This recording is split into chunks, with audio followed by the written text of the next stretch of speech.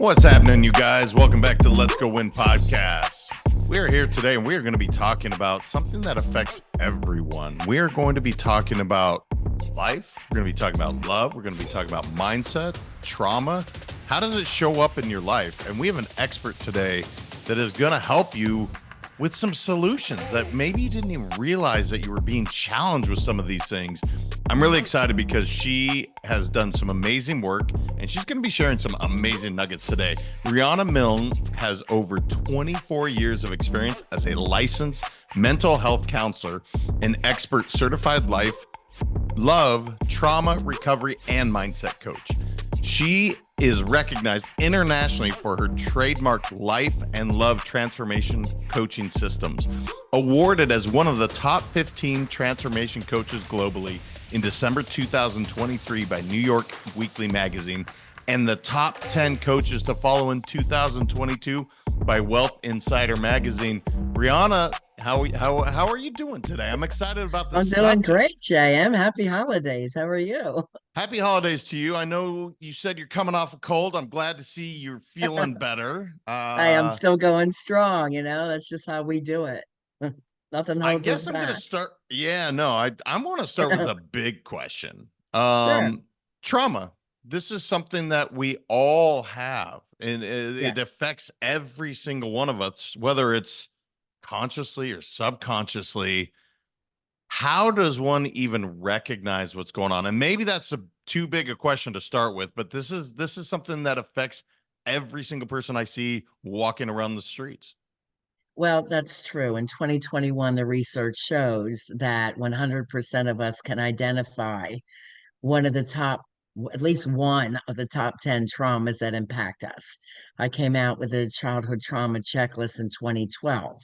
And when I went around and did surveys, I had about a 90% return. People could recognize they had it. Some people said, no, I don't have trauma, because most humans think trauma is something major and really big. For example, having a car crash and losing a limb, or being raped or molested by someone something like that, of course, is huge. And we call that a big T trauma. But what most people don't understand is most of us are impacted by little t traumas. So the little t traumas are something like being bullied on an ongoing basis all through middle school, which then impacted your self esteem. I recently had a client who says I was very tall and skinny, and, the girls didn't like me and the boys teased me. It wasn't until high school that I, could play a sport, and then I got at least recognized for that. So from elementary all the way through middle school, he felt less than. And then this comes out in your later years as not feeling successful or never being good enough, or actually workaholism, working so hard to prove yourself to your spouse, to your parents, to friends, always trying to keep up with your friends to be as good as what they're doing, this constant comparison, and feeling still not good enough. So signs are ongoing anxiety, stress, bouts of depression, not feeling good enough, the workaholism, addictions like turning to a drink to cope. So it comes out in many different ways, but it usually comes out in life to the point where you're just not feeling happy. You kind of just have a lack of joy in your life, right? And there's constant anxiety and stress. So these are some of the few signs. And that's why some people recognize it and some people don't. They just live miserable for many, many years. This is why my oldest client is 79 years old. So the latest came to me, I guess he started at age 75 and he's 79 and he's doing fantastic. He goes, I can't believe I'm in the happiest stage of my life. And he waited that long. So I always say, just don't wait so long. Yeah, Let's no, I get think this it's figured amazing out. advice. Yeah, don't wait, because one of the things I will say, I don't believe in people being victims. So let me just put that out there. However, these things that did happen in childhood, like you said, whether it's, I think you said the big T or the little T, Let's see. look, I'm not saying a child being molested is their fault. So we're clear. Childhood trauma is However, never their fault. No. correct. Yeah. Correct. However, not doing something about it later in life, letting that action, what happened to you before you had any choice, not dealing with it, that is something that I wish everyone would open up to. And I don't understand. I guess it's the fear of dealing with it. But my God, I hate watching people struggle and have these relationship challenges and work challenges and addictions when the truth is it wasn't your fault. But I want you to take responsibility for your actions. What would you say to that when I put that out there? Yeah, I think there's a lot of shame around it. And it's very important to know that childhood trauma is never your fault. You are just a product or victim of your environment. And as children, we can't change anything. But as adults, we have the freedom to do that. And my clients come to me when the struggling has been too difficult, or people have said to them, stop being the victim or stop complaining all the time. It's everybody else's fault. You never accept responsibility. So these are some things that they hear over and over. Their friends drop them because they're too difficult to be around. And then they don't have friendships and they struggle with family members, or if their parents, their kids are struggling with them. So as a life and love trauma recovery coach, I look at their whole life wheel, we call it. How are your friendships? How's your partnerships? Or if you're dating, are you picking the right types of partners? Or a lot of people are in this RRS, relationship repetition syndrome, where they break up and then they like read 300 self-help books and they're like, I got it now. And then they still pick the same partner type. We just call it same partner, different face. They're like, why am I doing that? And that's a clear sign that your childhood trauma has not been healed. Because what happens in our brain is the brain likes homeostasis. It likes what it knows, whether it's a good or a bad thing, but it will keep taking you back to what's normal for you. So these normalized relationships, that even if your father was abusive and a yeller, let's say he was an alcoholic, someone said, well, I didn't marry an alcoholic, I married a pot smoker. Well, then the pot addiction is the same type of response that she's used to as a child. So that's normalized, but it's not healthy. And then these partnerships are over and over again. Or another form of RRS is you go together, you break up. Your conscious mind is saying, I know he's no good for me. So you break up, and then your subconscious is so yearning for some kind of love and connection. That's usually from abandonment issues, that you go back again to the toxic partner. And the research shows this happens at an average of 7 times. Hmm. So the breakup, they get back together, the breakup, get back together, and the breakup period's about 7 to 14 days. And then they get back together to try again. All these promises made, usually broken again, because there's two people with childhood trauma that they're so deeply seated in the subconscious that they have not changed it. So things won't change until they heal this trauma within themselves. Yeah, this is the part where I know people don't like to hear this. And I'll speak about people I'm very close with. I won't say their names, but when you attract someone with the similar pattern, the same Mhm. toxicity, after one, you get to three, it's like, hey, look, let's look in the mirror for a moment because clearly you are attracting them. Now, again, that's not something that people love to hear because they're like, no, I'm not. I want to be happy. Yes, you Right. do want to be happy. However, you haven't dealt with the top one of the top 10 traumas. I'm excited to hear that list as well. Sure. This is where I want people to be like, man, it is on you. You need to look in the mirror. And again, no shame. If Right. you have a broken arm, you go to the doctor. If you have a broken head, you go to the doctor. There should be no Yeah. shame. There should be no judgment because again, this happened to you before you had a long-term memory, many oftentimes. So let's get into the top 10. Sure. And to those that are in this pattern, what would you say to really get them to open up to seeing somebody like yourself, Rihanna? Because I don't want them to feel shame. I don't want them to feel scared. I don't want them Yeah. to fear opening up that can of worms. But the truth is it is open. You're just not dealing with it. Well, the first thing that I want to respond to when I was going through this relationship repetition syndrome because I had two love traumas. I'm like, what am I doing wrong? And you can't change what you don't know or understand. That was the quote I began my research with. And nothing was written about childhood trauma. That term did not exist when I was questioning this for myself. So I went into the psychological journals and did the research. And I'm putting all this together. I'm like, oh my God, this is amazing. I have to teach my clients this, and I'm going to write a book. So, my number one bestseller, Love Beyond Your Dreams, Break Free of Toxic Relationships to Have the Love You Deserve. I wrote that as I was researching. I got to 400 pages. I'm like, I got to stop. This is getting too long. And then I started writing my workbooks for my clients, one for couples and one for singles.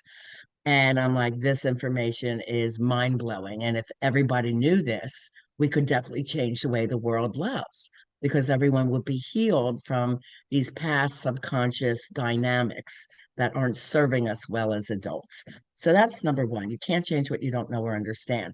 So once you know what your traumas are, well, can identify them. If you get pen and paper now, I'll go over the top 10 list.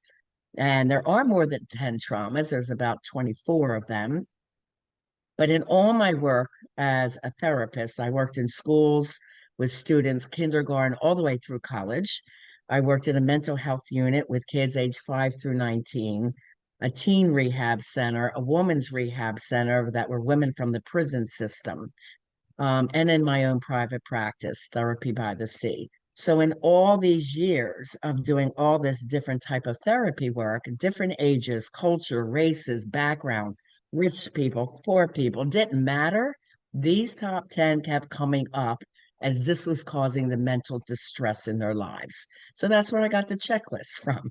Okay, and the number one thing, also the research is showing childhood trauma goes through at least three generations. Mm, So when you recognize it in yourself, it's healthy to recognize it in your parents, because a lot of kids say, well, my parent wasn't the perfect parent. Well, no parent can be, because we're a product of childhood trauma. And so were your parents. So it goes through at least three generations. So the first thing is this is not about blame or shame, and it goes through three generations. So we're looking at this in a factual basis. Did you experience any of these? So number one, and this is not only in the household, this is in your whole childhood experiences. So at home, at school, in the community, in a sports team, you could have had an abusive coach. So it's any childhood experience. So first, was there addiction in the household? And I am also a drug and alcohol counselor. So I name some of the top addictions that get in the way of the parent-child relationship. So obviously drugs and alcohol, but sex, meaning you knew your parent was a cheater, porn use in the parent, gambling, hoarding, spending, eating, gaming, TV watching, workaholism, and social media or computer addiction, playing games on the computer or just being on the computers versus interacting with your children. So these are the top 12 addictions. So number one is addictions in the household. Number two is verbal messaging. So, did you hear the words, I love you? Did you hear compliments? Because that's very healthy. Many of us did not hear the words, I love you, especially the baby boomer generation. I remember being on the beach in Delray and asking nine of my friends who are about my age or a little older, did you guys hear the words, I love you from your parents? And not one of us did. And the baby boomer generation, they're like, well, why not, Rihanna? And I said, well, when I asked my mother that question, why don't you say the words I love you? She goes, well, that was words I never heard. We grew up in the Great Depression, and it was all about work and survival, not emotional connection. So, we have to understand the traumas of our parents to understand, wow, it wasn't about me. My mom did love me. She just didn't know how to say the words. mm, And then I taught her to say the words when I was 24 years old. So that then got us to a great discussion about what our parents went through. So it is about understanding and forgiveness and rewriting the stories, is what we call that in trauma recovery work. So, verbal messaging, many of us might have heard critical, it's not good enough, try harder. Insults like change that outfit, you look fat in that. Anything that's insulting or put downs or even yet being yelled at or watching your parents yell and fight and scream. So the verbal is a very big one in how we perceive ourselves. Number three is emotional abuse or neglect. Number four is any physical abuse, hitting, or rape or molestation in that category. The next one is abandonment. And I define two types, fault and no fault abandonment. So a no fault abandonment is if your parent happens to die early, if they left the family a lot to travel to go to work.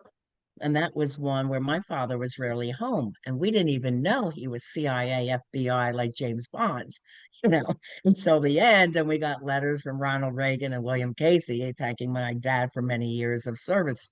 I'm like, oh, that's where he was, you know. So that feeling of where's dad? Is dad coming home? That anxious, like, is he okay? But that was his work. That's how he supported the family. That would be a no fault. Another no fault is if a parent is in serving for the military and off at war. And very often that really impacts our kids. I was in an elementary school during that time of the Iraq and Iranian war and Afghanistan. And these kids were just like emotionally checked out. And they're like, oh, they have ADHD. I'm like, no, they don't. His mom's off in Iraq and he's afraid his mother won't be coming home. So, you know, when cortisol is up with stress, memory and focus is down. So I was teaching all the schools in South Jersey, you know, the importance of trauma and learning. And so I had kids meditating in my office and they thought, oh, she's like the guru counselor, you know, and this was before it was proven meditation helps calm cortisol and anxiety in the body. So that helps us focus and have better memory. So yes, a lot of kids were misidentified ADHD. So that's all no fault abandonment.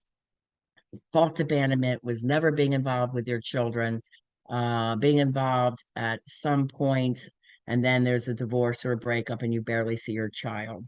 Or even being present in the home and you just are not active in your kids' lives. You don't go their sporting events or their plays. You just don't care, or you're working so much that you're not an involved parent.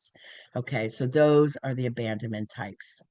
The next one is needing to live at a friend's house or a relative's house because your parents couldn't take care of you. Um, or you were, you know, shipped off to another home for a period of time. The number six is if you're part of foster care or the yeah, foster care system or adopted. Okay. Number seven, most people can identify with, that's around personal trauma.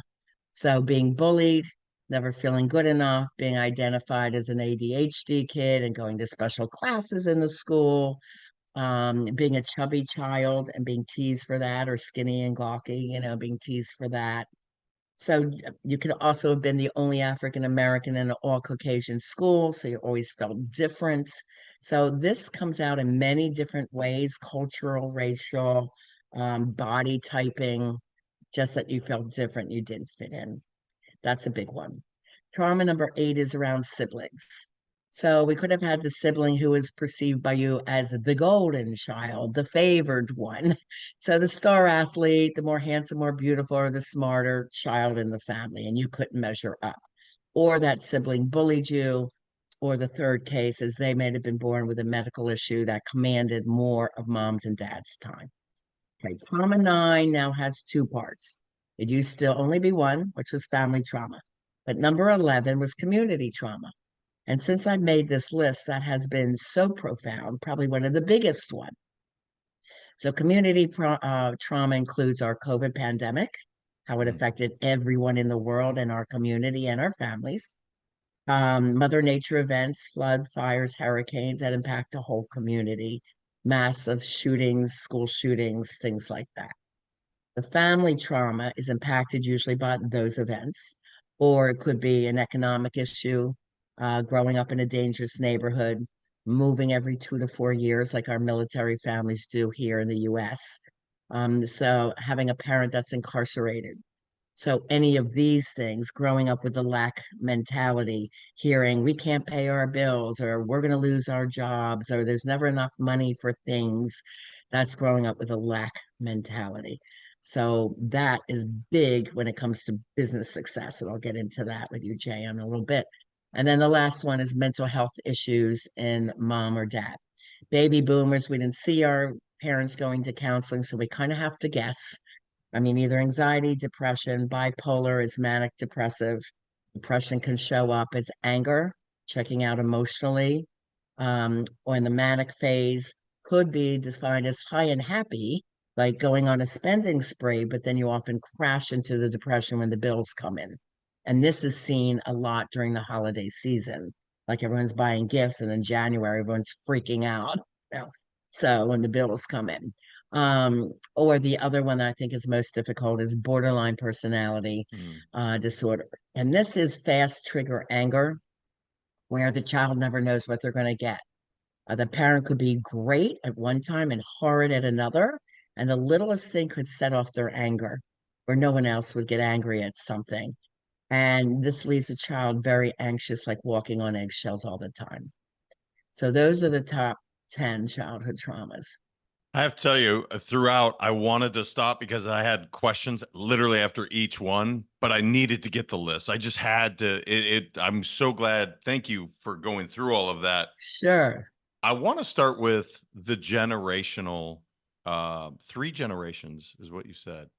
Yeah. And this is what I think, this generational trauma, there's often this dismissive thing like, well, no, no, no, no, just because mom or dad had it or grandparents had it. But the truth is, this is a very real thing. And I'll use myself as an example. Uh, my relationship to money was horrible. And it Yeah. started with comments that my dad would make. That came from my grandfather. That came from his grandfather. And you said, yeah, and you said something that's Me fascinating. too. Yeah, and you go back and you're like, so my mindset around money, you can trace it all the way back to, like you said, the Great Depression, the early Yes. 1900s. How ludicrous is that? But that's how I operate. And it took me a long time to recognize, wait a minute, that's I'm taking on somebody else's thoughts on money, and this is how I'm showing up. It's one of the most profound lessons I learned because I didn't at first I did. I faulted my dad and then grandpa. It wasn't their fault. It was just their trauma. And so Right. it's a real thing. And Yes. I want to dive into this a little bit because again, at first I think there's anger when you're like and resentment. Like, why did you think that way? Why couldn't you have an abundance mindset? But the truth is they They were didn't just learn doing their that. best to survive, right? They were That's just right. trying to function. Yeah. Yeah. I love the movie The Secret that came out in 2008 because it shows leaders through time who did have an abundance mindset and really grew to be successful and leaders in their realm, right? And you and I, somebody that did grow up with these lack messages, had to put ourselves through some major tests and challenges to change up that mindset. And I look at my daughter, who both girls are extremely successful, but they had a much better mindset than I did around money because I kept trying to teach them the laws of attraction and abundance because I didn't want them to grow up with what I had. But I remember investing in my business coach, 85,000 for a year with Lisa Sachovich. And people are like, Rihanna, you could buy two cars. I'm like, I don't need two cars. I have one life to live. I want to be a global coach. This message is too important to just have it at my Delray office for therapy. I need to get the message out to the world, and I don't know how to do that. So I needed that 1 year of coaching with my business coach to teach me how to do it all. And, whether people believed in me or not, within the year, I made more than that financially and did get my message out to the world and became a full-time coach versus the therapist. So, as you're willing to do the work, you have to take that, what I call the leap of faith, and invest in yourself because these are your dreams, and we don't know how much time we have in the world. I think I learned that lesson, which is more important to me than the lack that I heard, because my best friend was killed by a drunk driver when I was 16, and then my Penn State girlfriend was murdered by her boyfriend. So the two gifts that I give, is in memory of them, helping people through abusive relationships to get on the other side of it and get out and find the love that they deserve. and someone who was killed by a drunk driver, it's like, okay, how much life do we have?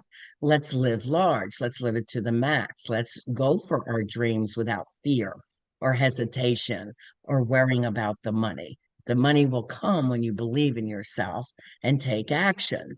Mm. Right. So this is, I know, a big part of what you do, JM, in teaching leaders and business people to set their goals and go for it, which is what I also do in trauma recovery coaching. What are your goals and dreams? Let's get it done. You've put them on hold for so long, you know? Yeah, I want to, just because you hit something so clear. The last movie I watched with my dad was The Secret. Okay. Ah, Now, at the time, and my audience knows this, but I'm going to repeat it again. So my dad, I wanted to share this gift, which is, he was having some health challenges, and come to find out, far more than I knew. So we mm, watched the movie The Secret, and I could see he was there, but he wasn't really engaged. Well, fast forward a month later, my dad kills himself. Okay. oh, sorry. Now, that's no, thank you. But I say that to say it, I'm trying to help him in one way, thinking, oh, dad, let's get an abundance mindset at 70 years old. But the truth was, he was dealing with so much shit, so much trauma, and there was so much shame.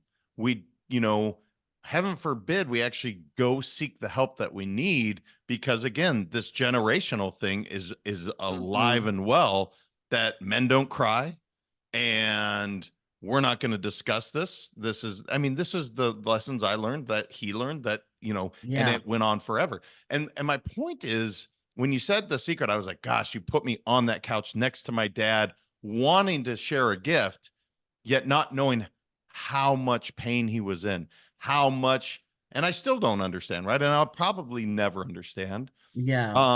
But I say that all to say, how can we help someone that we can see as maybe not living their best life, but yeah, we don't really know what's going on. Just like I was as close to my dad as anyone can be, I didn't know this was even a possibility. And Hmm. so there's multiple things in there, and I'm really curious to get your answer. But the other thing is, this is not a childhood trauma. Now this is an adult dealing with a trauma, losing That my was dad never in that healed. way. Yeah, it Yeah. was never So healed from childhood. yeah, how do we help someone when we can see they're not living their best life, but yet they don't necessarily want the help, or they don't, there's, I don't know this, I don't know how to Well, I phrase that remember properly. when I lost Michael at 16. This is the first death I experienced, and he was my best childhood friend since we were six. So I said, Mom, I need to go to a counselor to handle this. And she said, no one in this family will ever go to a counselor. Like, it was shameful. And I said, then I'll grow up and become one. And that was my declaration to my life path. But yes, it was shameful back then. So we weren't allowed to go to counseling. So that was that generation. And now, thank goodness, mental health is, recognized as a real thing, that we all go through ups and downs and we all need help, and that's okay. What's not okay is struggling and hurting other people with anger and acting out and emotionally being triggered and jealousy and control and all the stuff that comes up from unhealed childhood trauma and ruining these relationships, and all the divorces almost at a 60% rate. Why? Because people are bringing their old baggage into new relationships.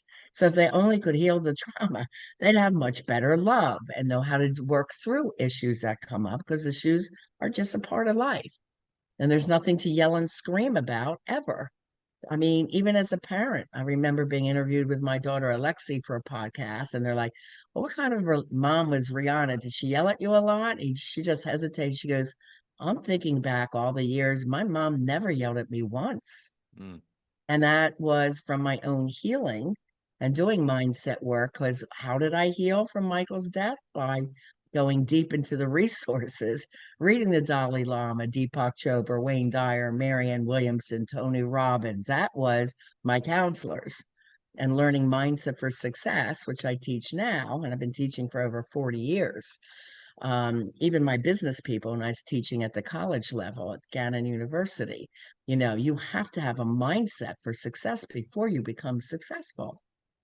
And when we have all these doubt messages, I remember getting my best time in swimming, and my mom's there. Well, yeah, that's good, but it still wasn't as good as so and so's time.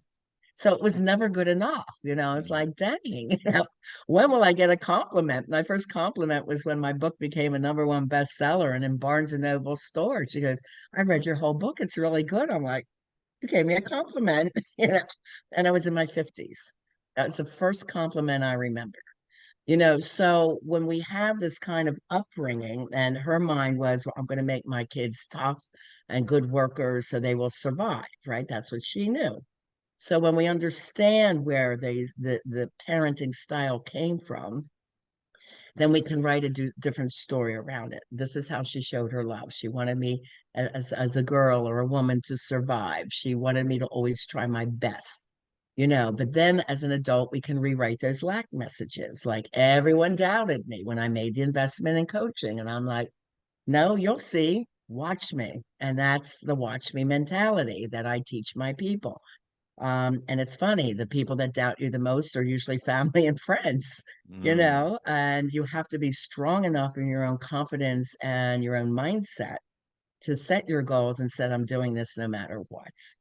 And one of the lessons my dad taught me, you'll like this being a leadership coach, is called the 7 Ds of success. So the first thing is decide what you want, make a decision. Yes or no? Am I going global or am I staying local and keeping this message to the few little clients I have in Delray? I decided to go global. So decide is one. Desire, it has to be a biggest desire than anything else that I choose to do. Dedication to my plan and my goals, determination, no matter how hard it gets, keep going. And there will be bumps in the road, there will be failures, there will be things that you try that don't work. And we don't call them failure, we call it feedback. Okay. Dare to dream. And as my dad said, and babe, dream big. Okay. So dream big. The next one is devotion, which is a spiritual concept. And the what's the last one? Drive. You have to have the drive to keep going. Working those 14, 16-hour days, designing my online school, designing my coaching programs, writing books. I've written 13 now. Doing emails, and the postings on social media, all the stuff you have to do to be a successful global coach. So the 7 Ds that I learned as a young girl is always like my driving force and my focus. And it's like, okay, what am I not doing of the 7 Ds? And I just keep going. You know, I'm I think your 66 dad, and still going. no, he gave you incredible advice. I love the 7 Ds, and I hope everybody wrote those down. What's interesting as you're talking about that, I was picturing my audience. So much of this audience is extremely successful executives, extremely successful entrepreneurs, business wise, Yes, financially, man, things killing look it. great. Where I often get involved is okay, cool. Business is great. We're making 7 figures plus a year. And I'm speaking to exactly who I was at one point, and this is probably why I'm so committed to it. But their relationships are garbage. Their Yeah, health is absolutely in shambles. And I talk about work life balance or work life harmony. And yes. I go back and forth on the two words. I continuously do. What would you say to those people listening that are crushing it financially? Great job. They're doing the 7 Ds that you talked about. But you know what? We're working on, marriage number 4. We're working Yeah. on not talking to our kids. We don't have a relationship with mom or dad. What would you say to them? Because this is the group that I try to reach out to say, congratulations. Guess what? It can be a little bit better. You can Yeah. have a great relationship, great spirituality, great health, great business. You can have all of these things, but you have to be focused on all of them to a degree. What would you say to them, Rihanna? These are the couples that I work with. I work with a lot of doctors, very successful entrepreneurs that you're right. They've had many divorces. A lot of kids are disengaged with their parents. And we have to heal all that. It's a clear sign that they've endured childhood trauma. Why? Because they found their ego gratification through success.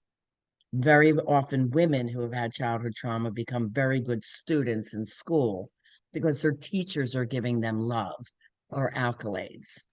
Or they say, if I work hard, I can go to college and get out of this house, or I grew up in poverty and I don't want that for myself.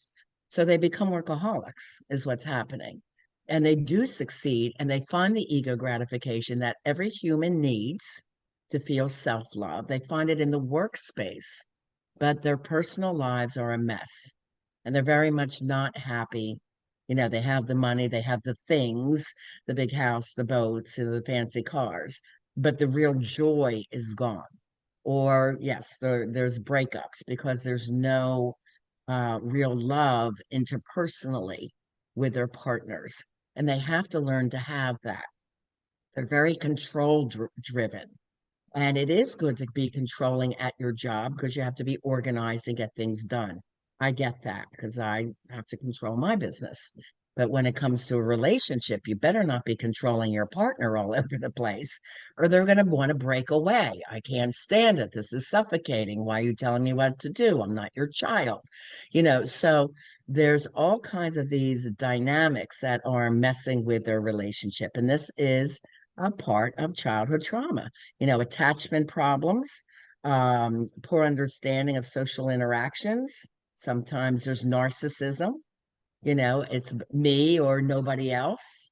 And what is that about? Being so self-centered. Well, it's in their minds and it's subconscious usually. It's my turn. I was told I'm not good enough. Now I'm good enough. Now I can do whatever I want to do. Or, let's say they want this shiny red sports car. We can't really afford it, but I grew up poor and I want it, so I'm getting it. So there's a lot of high impulse. High impulse also is where the cheater falls in line. My wife doesn't want me, so I'm going to go have an affair because the waitress does. And, then it complicates their marriages, and then their children are mad at them. So it's, not having the personal self-love or self-esteem to have these interpersonal relationships, not having the communication skills to talk through the issues. So the work became very successful. That's who I work with, successful in business, but struggle in love. So I have singles like that who can't find the right partners or they date down, date someone who's not of their equal. I have a lot of women that have done that. And then, the guy gets jealous and then controlling and then starts telling her what to do because subconsciously he's pulling her down to his level, or jealous or just being with her for the lifestyle. So I have a lot of women coming to me like that, but then the couples come to me because their marriages are, loveless. There's no passion. There's no intimacy. Because that husband or that wife is too busy with work and work concerns in their head, all up in their head, that they're not into their emotional feelings in their heart. But what's driving them is the old childhood messages or wounds that makes them want to be successful. So the real key is the balanced relationships and Yeah. work life. I Yeah. want to talk about the balanced relationships because it's interesting. And I don't like, you said 60%, and I 1000%, I vouch for that because I'll watch relationships that look healthy on the outside. But the big one I see, and I'm curious to see what you think, where they look loving, it appears like things are great, but they're so codependent. They have to hang on to one another. If they're at a party, there's no separation. There's no like, hey, go be with the guys, you go be with the gals, or mix with whomever company you want. We're attached at the hip. And it's so interesting because my wife and I will talk about this often. We're like, they're not going to last. And people are like, what are you Mm, talking about? I'm like, they are so codependent on one another. They don't have their own individual. They don't have their own, they don't get to express their own thing. It's like, it's this couple together or nothing. What yeah. would you say to that? Because I don't like it because these are great couples. These are people that you're like, you got a real shot, but you got to have some freedom. You have to have some independence from one another. Well, the best, let's take it back to even before dating. So I say you have to be successful single first before even go out into dating world. And there's 10 things that you need to have lined up and satisfied. And I have this actual quiz on my website, rianamilne.com, where it's like, are you really ready to date and for a relationship? And it's 10 items. If you're not an 8 on every item, you're not ready to get out there and date. So the first thing we heal is the self when I'm working with the single. That single has to have a lot of good self-esteem, their life in order, a good circle of friends, so that when you meet that other partner, they have their life too. And then the friends can all meet, everybody gets along. And then you have your individual goals and your couple goals, right? So that is what we call the emotionally healthy, evolved, and conscious relationship. Evolved means being your highest and your best selves individually. So when you have two people like that, they are their best. They have high integrity when you're not with their partner. You can trust them, they're loyal, they're honest, they're doing the right things when nobody's looking, and so are you. So you don't have to be tied to each other. Yeah. No, I can see you're having a little cough there for a moment, but I love that. I'm looking at the time. This has just flown by. I want to give you the 30 seconds to 1 minute what I you want to leave the audience with, because I literally I could rabbit hole this conversation. We could be on for 10 hours, but I know you have That's stuff what too. I have everyone stuff to do. says. There's a lot to talk about when it comes to healing past trauma. A So I thousand would just percent. say, now is the time to create the life you desire and have the love you deserve. Don't wait. Why would you wait till my client Bob was 75 when he came in? Why wait? Do it now. And on my website, rianamilne.com, is a free ebook at the top of the homepage. Have the love you deserve. Get that for yourself. And if you'd like to meet with me, definitely reach out for a life and love transformation discovery session. It is on special promotion right now. So you can get that on my homepage. And also, my podcast is called Lessons in Life and Love with Coach Riana Milne. I have 120 shows now. So they're all different types of topics. One of them is bound to relate to you. And just enjoy the other free resources. If you missed writing down the childhood trauma checklist, there is under the free quizzes section that checklist. So you can go ahead and fill that out for yourself too. Wow. The amount of resources. Go check her out at her website, you guys. 13 books. I will say I've written 3. I don't even know where she's found the time. That's remarkable in itself. The work Thanks. you're doing is truly impactful. Thank you for sharing today. You literally, I mean it. We're gonna have to do another session on this because there's so many areas to cover, and you Well, everyone, scratch the JM's going to be surface. on Yeah, my show. So make sure you check him out on Lessons in Life and Love as well. Yeah, we're going to absolutely, get into absolutely. deeper concepts here about Rihanna, leadership you're and awesome. love. You are awesome. Nice to Thank meet you. you Thank too. you. Thank you, JM. You guys go to our website, please. I mean, every single one of us has trauma, and it's not something to be ashamed of. It's not something to shy away from, because it is showing up in your life. Whether you like it or not, it's showing up. And what Rihanna's talking about is you have the ability to live your best life by design. So go check her out. Go check out one of her amazing best-selling books and truly start living your best life. I think this is one of the best episodes. I have a page full of notes and more questions, and I'm sure you do too. Reach out to her. Send this to someone you love. Send this to someone you know that's hurting.